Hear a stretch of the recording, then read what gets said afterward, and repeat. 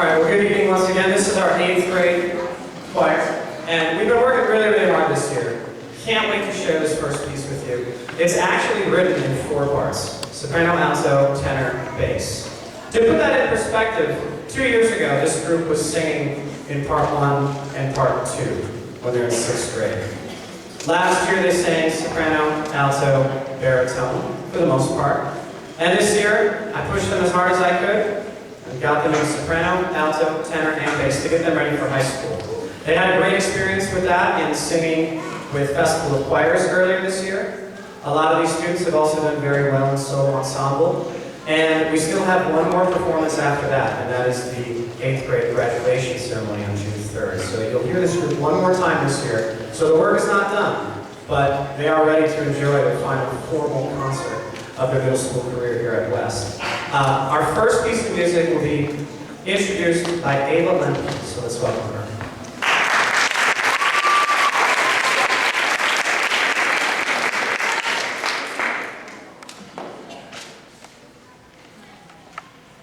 Good evening, and welcome to the 8th grade portion of tonight's concert. Our first piece on tonight's program is a 3-movement setting of Shakespeare in Prose, set by music Emily Louis. 2016 is a significant year for the legacy of William Shakespeare, as May 3rd marked the 400th anniversary of his death in 1616. Shakespeare is considered the greatest writer in the English language and published 37 plays and 154 sonnets in his life. Each poem used in 3 adjectives comes from one of his plays. Movement 1, O Mistress Mine, Where Are You Roaming?, comes from the 12th Night and is about someone who is waiting for the perfect person to fall in love with, but offers the advice that anything is not last, so people shouldn't wait for everyone to find it. Movement 2, Take Take Sleeps Away, is taken from Measure for Measure and tells of 2 people who fell in love, but hurt each other by not being honest with one another. Movement 3, Sigh No More Lady, Sigh No More, which appears in What to Do About Nothing, also carries the theme of hurt and dishonesty that can happen in a relationship, but suggests that instead of dwelling on their sadness, that people should instead carry on with positivity and happiness. As is traditional with multiple movement pieces, please hold your applause until the conclusion of 3.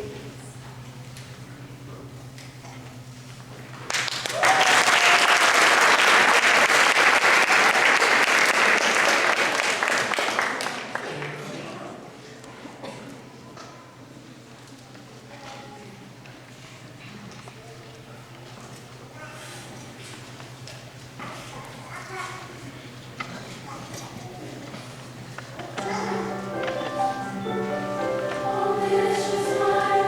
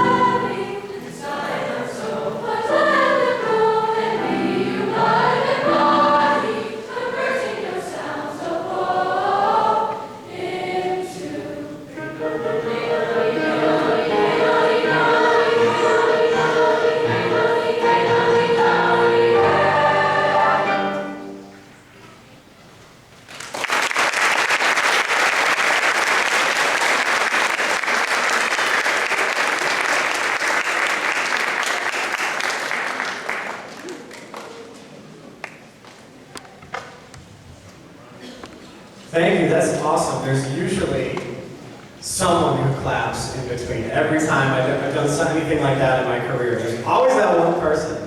But tonight, I didn't hear it, so give yourselves a round of applause. It's really awesome music, so knowing what you're hearing is really, really important. And it shows that what we've got going at Oak Creek is really something to be a part of. So it's really inspiring for us as educators to have audiences who know what's going on. All right, our next piece will be introduced to you by Brooke Keitel.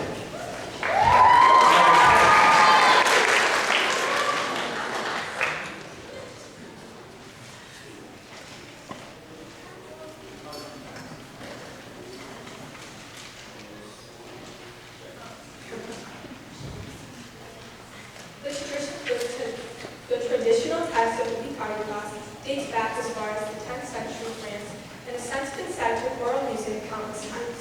A modern translation of this text means that when there is charity and love, and where people are gathered together, we should love each other with a sincere heart. Tonight's version of the Caritas was composed by Victor C. Johnson and published in 2015. We hope that you enjoy this peaceful version of this historic text.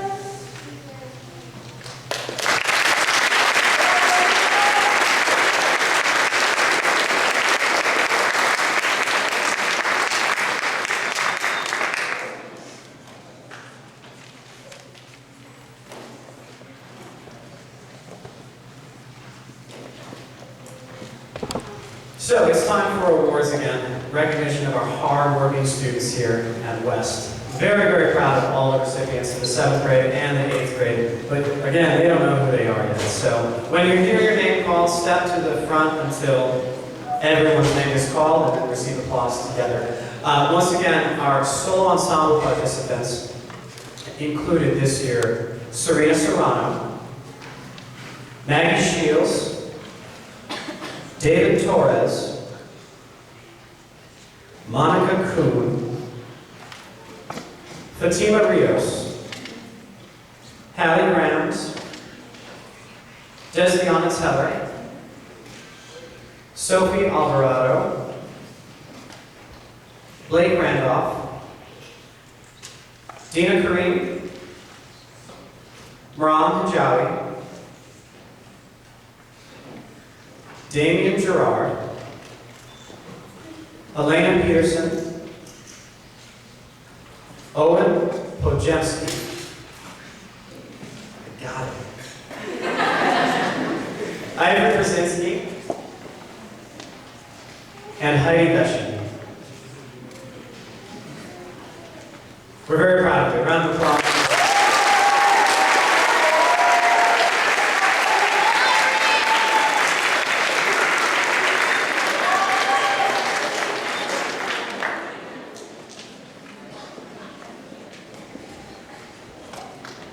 Now, being here in my first year in Oak Creek, of course I've taught other places before, I've gotten to know a lot of young people, but the students in Oak Creek, right from the beginning, really struck me as students who, regardless of any changes that they've had in their program, still walk into the classroom every day with a great positive anticipation of what's to come, and they're genuinely excited to be in choir. And I've met some really fantastic individuals that I'm excited to see what they do in high school, and I'm glad that we still have Festival of Choirs so that I get to see them singing with their high school choir. It's my hope that they all stick with it. But what's to come is still unsure, right? I stole that one from Shakespeare.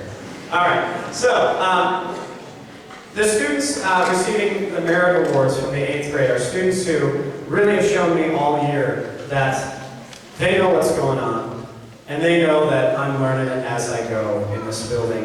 And they've been so helpful and supportive and encouraging, and just great contributors to our ensemble as a whole. So I'd like to recognize those 5 people by having them step forward, receive applause together. Nadia Musica, Brady Schmidt, Mira Singh, Lillian Jones, and Fatima Rios. Thank you so much for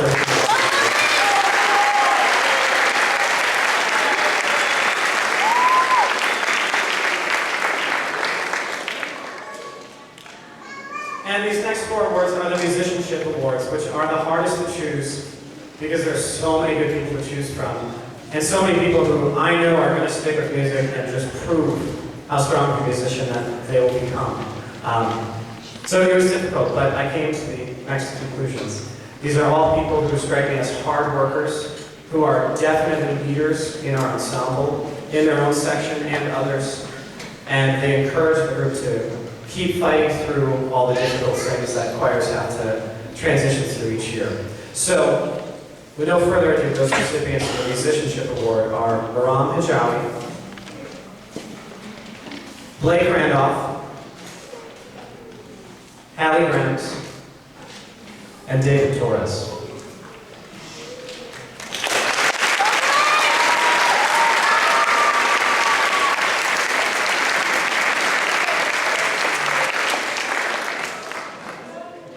Now, before I forget, because that would be terrible, I'd like to publicly thank Ms. Kai Tien for her contributions to our performance tonight. Thank you so much.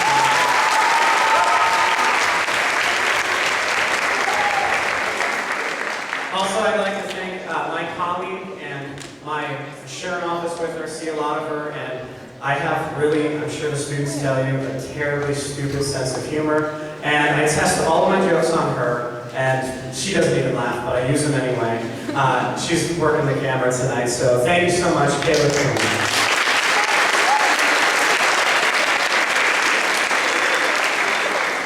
And of course, our administration in this district and in this building truly does support the arts. and that's why it's a great place to be. So thank you, Mr. Maxson. And Mr. Ruffalo's not here tonight, but maybe he can hear us if we're loud enough.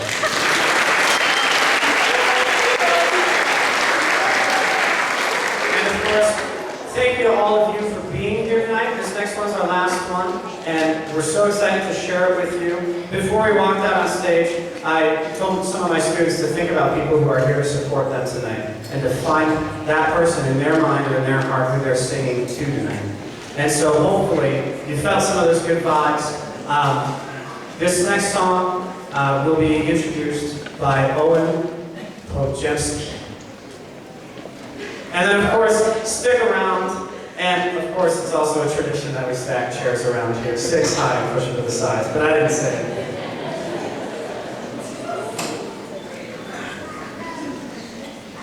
In just their 10 years together as a band, the Beatles wrote, recorded, and released over 275 songs, making them some of the most prolific and legendary composers in modern history.